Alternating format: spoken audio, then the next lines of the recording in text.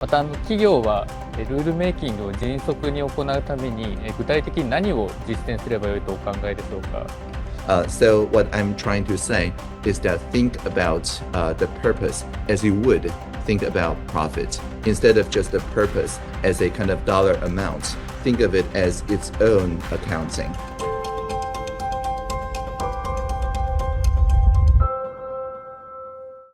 それでは続いて後半に移ります。羽深さんお願いいたします。先ほどの質問の中でもですね、コレクティブインテリジェンスにおける企業の役割といったお話が出ておりましたけれども、実際ここに参加している受講生の多くは実は民間企業で働く社会人です。そこでここからは人々が共同して作り上げる公共政策のプロセスにおいて企業が果たせる役割に関して伺いたいと思います。受講生はこのプログラムの中で具体的なプロジェクトに関するガバナンスモデルを様々に検討してきましたので、それらを踏まえた質問を募集できればと思っております。はい、それではまず長島さんお願いします。弁護士として企業のサポートを行っている長島と申します。本日はありがとうございます。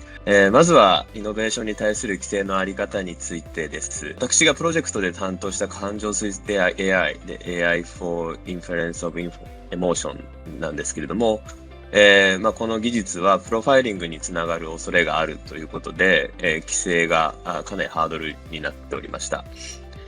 で、暗号資産取引であったり、ドローンなどの革新的な技術やサービスがですね、未知のリスクや危険を伴うために、かなり幅広に規制される傾向にあるように思われます。このような規制について、オードリーさんはどのようにお考えでしょうか。I believe the society should demand the technology to work for the society and not the other way around. This is the essence of my prayer in the beginning. And mostly for emerging technologies, what we have seen from the society is that these technologies need to harmlessly coexist with the social norms.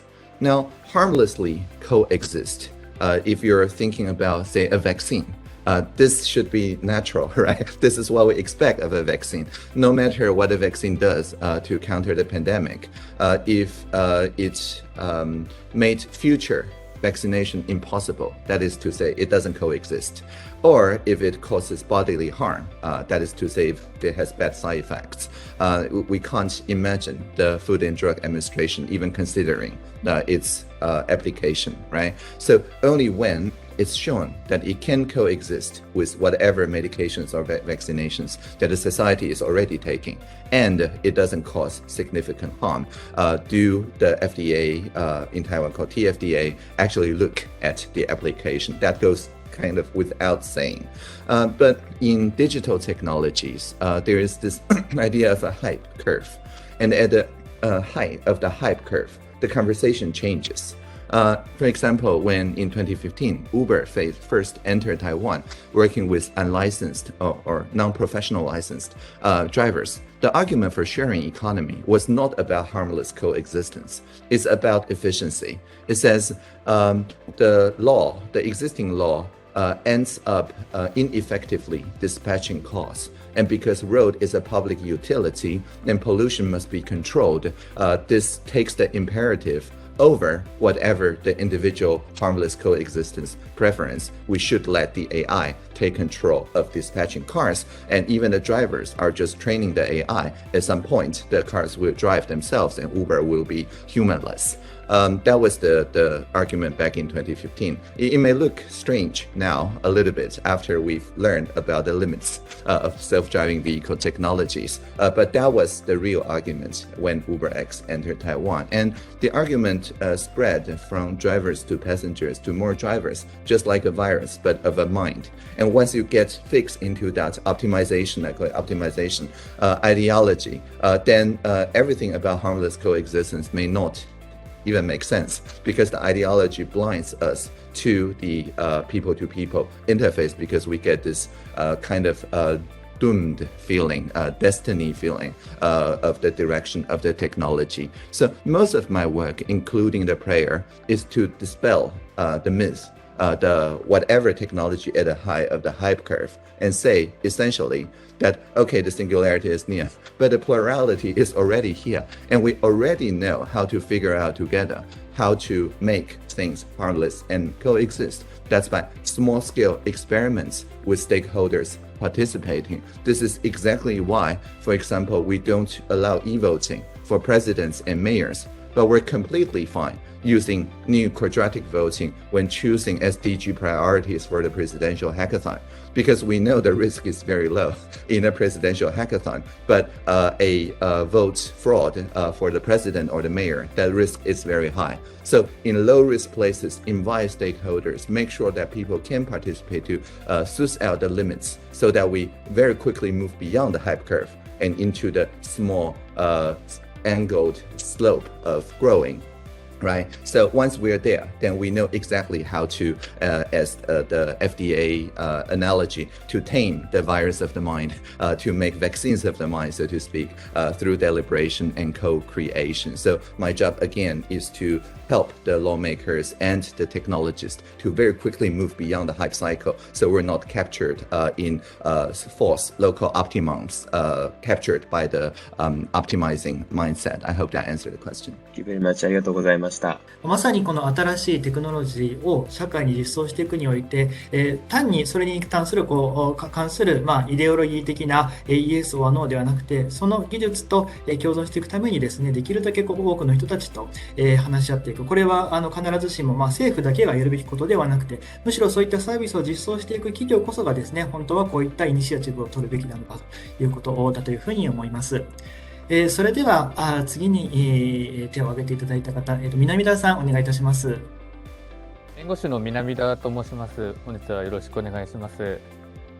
革新的な技術やサービスを提供したいと考えている企業はこれらに関して誰よりも詳しい情報を持っていますので、政府も含めた他のステークホルダーと共同してルールメイキングに関与すべきという考え方があり得ると思います。このルールメイキングの過程で企業が主導的な役割を担うことができるのでしょうか。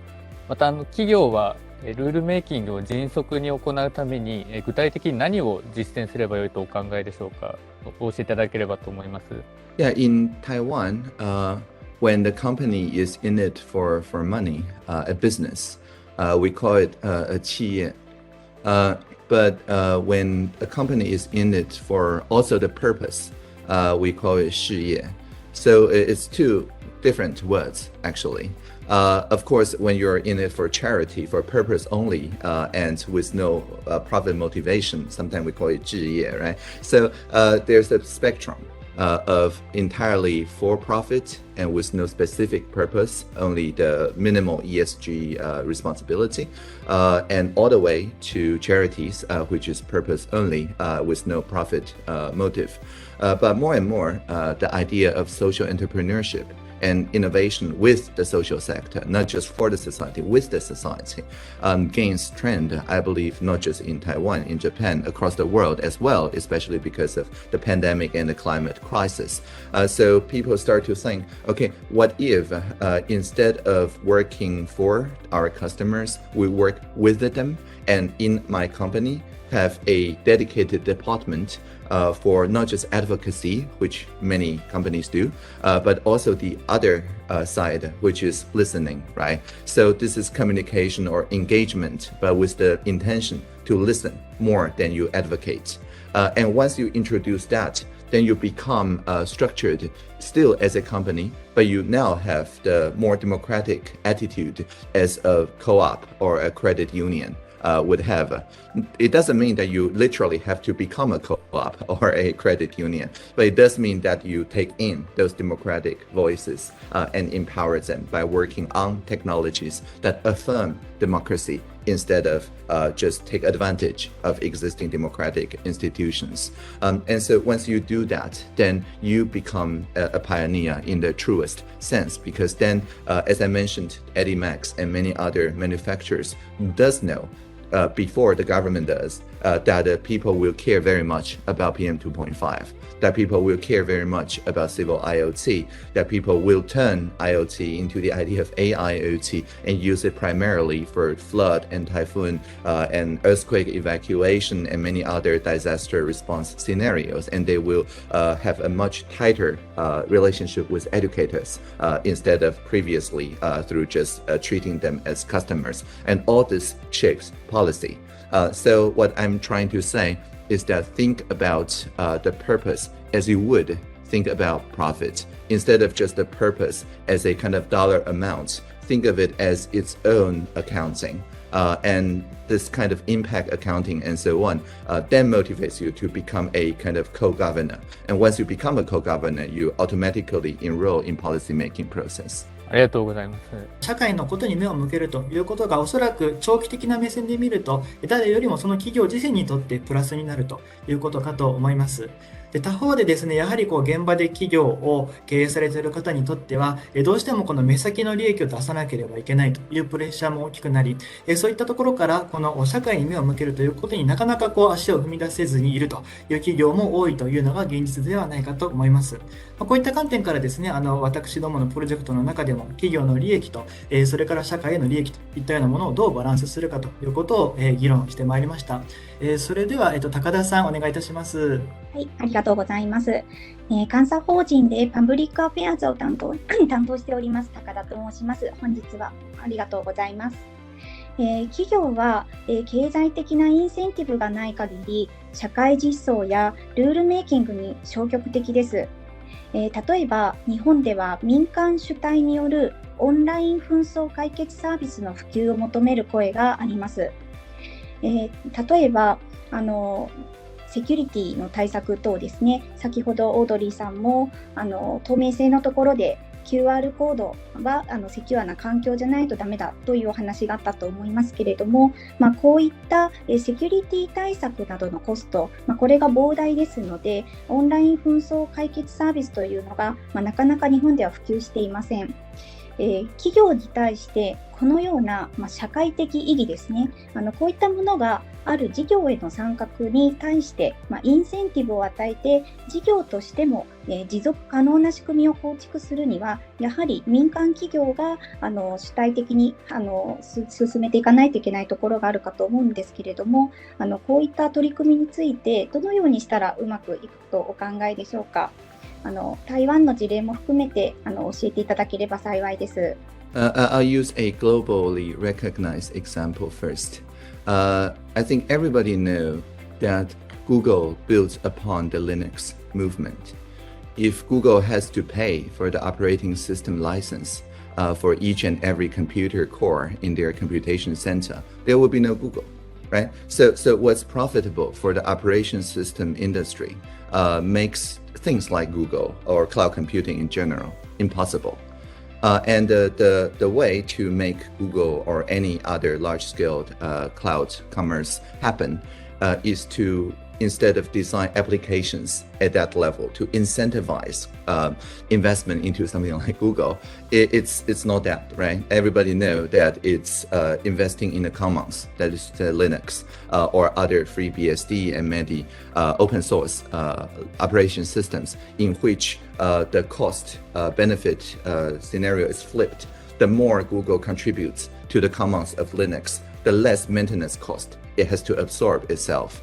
And so because of that, it maximizes contribution to the ecosystem. And that leads to more Linux applications, such as the Chromebook and the Chrome OS and the Android operation system and many more, right? So that playbook is, I think, globally known by everyone. So my point here is that we need to think about the online rights, that's to say human rights, as the underlying operation system. That is to say, in Taiwan, for example, we have broadband access as a human right. Anywhere, if you don't have broadband, that's my fault, like literally my fault. You can email me, and people did actually email me saying that their human rights being violated because they're in a quarantine place and they cannot watch streaming video. And within 2 weeks, we set up a new repeating tower, fixed that. And the person actually made a point because at that time, they're already outside of the quarantine, drove back measure the speed, post on social media to hold me to account. So when you have this kind of commitment to the underlying broadband access as human right, digital competence as a human right, online identification, we just roll out the e-signature system as a FIDO compliant app. Right. So during the COVID, we already have the authentication mechanism using national healthcare and many other things, but it doesn't yet carry the electronic signature capability in the phone. But just last week, we roll out that as a phone application compliant to FIDO and so on. So these are kind of the underlying operating systems. Once you absorb all the cost of these things to zero, or even negative, like the more you contribute to commons, the more you gain, then the incentive doesn't need a top-down regulatory design. The entrepreneurs are more creative than we are, and they will find out ways to figure out online dispute resolution. So my suggestion is to look at the cost centers, the risks, and so on, and find out if you introduce universal fabrics of such human rights, the rights to move, to be identified, to hold assets and things like that, like the physical rights, but online, and absorb all the cost for the entrepreneurs and innovators, then I'm not worried about the incentive on the application layer. ありがとうございました。オンラインの人権、非常に勉強になりました。ありがとうございます。はい、ありがとうございます。まさにそのオンラインの人権を社会で実現していくと、あるいはデジタルツールを通じてですね、様々な我々の利益を実現していくというところで、必ずしもその市場原理だけではない、まさにネットワーク的なオープンソースであるとか、あるいは政府が主導するパブリックな補助といったようなものを全部組み合わせて社会全体を良くしていくというのが、この今後非常に重要になってくることかと思います。それでは堤さんお願いします。生命保険会社で事業開発を担当しています堤と申します。オードリーさん、本日はインサイトあふれるお話ありがとうございます。企業でですね、イノベーションを目指すものとして本当に多くの刺激をいただいてすごく楽しく聞かせていただいております。で、私からはですね、これまでいくつかの事例でありました通りですね、企業がアジャイルで共同的なガバナンスをしながらイノベーションを目指すに際しては、特にその政府とのですね、水平的な対話というのが非常に重要というふうに考えております。またそれによって信頼関係を作っていくことが重要だというふうに考えております。で、また一方でですね、私金融機関におりますので、政府と企業というのはですね、監督をする側、監督をされる側というような関係があるのも一方ではそういった側面もありますので、いわゆる本当の真の意味での水平的な対話というところには一定のハードルがある、ともすれば上下みたいなところがですね、日本においても私の個人的な感覚としてはそういった場面もあるやに感じております。で、そういったのを踏まえてですね、政府と企業が水平的に対話していくことをこれから効果的にやっていくには何が重要だとお考えでしょうか。台湾における政府と特に企業の関係というところにおいてですね、事例といったものを少しご紹介いただきながらご意見いただけますと幸いです。よろしくお願いいたします。Probably already know the examples I'm going to cite, right? Taiwan got our vaccines for young people. For adults, I think the Japanese people for the kind donation. I myself got AstraZeneca from Japan. But at the time, Moderna from US and AstraZeneca from Japan does not apply for young people. So for young people, we're totally kind of locked in a geopolitical situation, as you probably already know.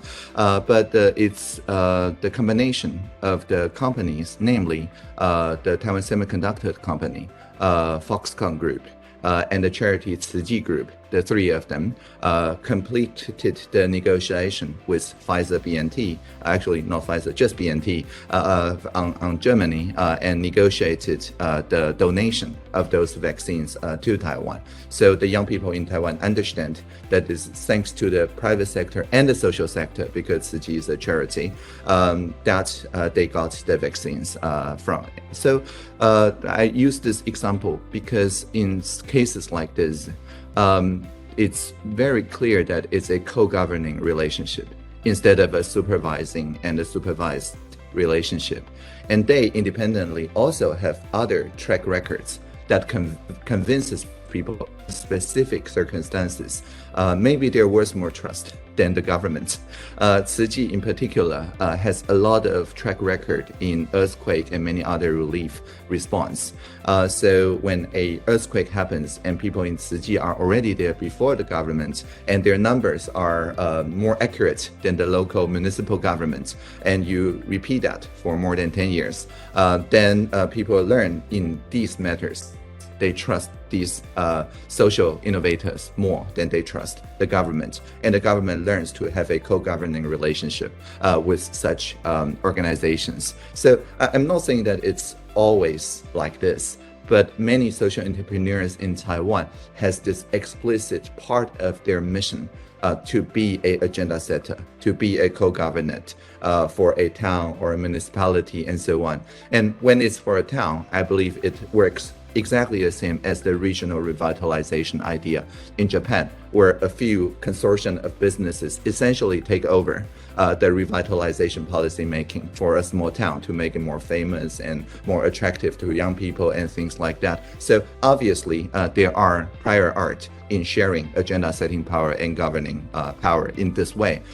What's harder to imagine, of course, is national scale. After all, Japan is much larger than Taiwan. But what I'm trying to say is that it's okay to focus on a local community. Because, for example, I use a startup service instead of Uber Eats and Foodpanda simply because they commit to lower or eliminate the carbon footprint, right? They ride bicycles, they use recycled boxes. I have to send back the box when I receive the new kind of boxes and so on. And so they're proven that they are social entrepreneurs, and I trust their mission. And at some point, the vegetarian society and so on, when they advocate for more carbon reduction efforts and so on, it's the people who petition for the banning of plastic straws from bubble tea. Is the people who already sent the lunch boxes in an upcycled way to you every morning or every lunch. These people are going to be the organizers of these kind of policy making discussions. So many reverse mentors in the cabinet also have their own businesses. They may work in a crowdfunding platform or a local tourism platform and so on, but the virtue of their local community shines through the various different configuration of municipalities, so their ideas spreads faster than their products and services. And once you get into that mode, then you become a co-governor. So it's okay to prove your concept in a local town or community. Actually, it's maybe the best way, because then you have people spreading by word of mouth your ideas. ありがとうございます。でも、ありがとうございます。So if you have check in a venue by scanning the QR code, if you have look at the mask availability, if you have reserved your vaccines using your local civic technologies chatbot and so on, you know there are such a thing as digital civic and public infrastructures. And once you have this experience, there's no going back.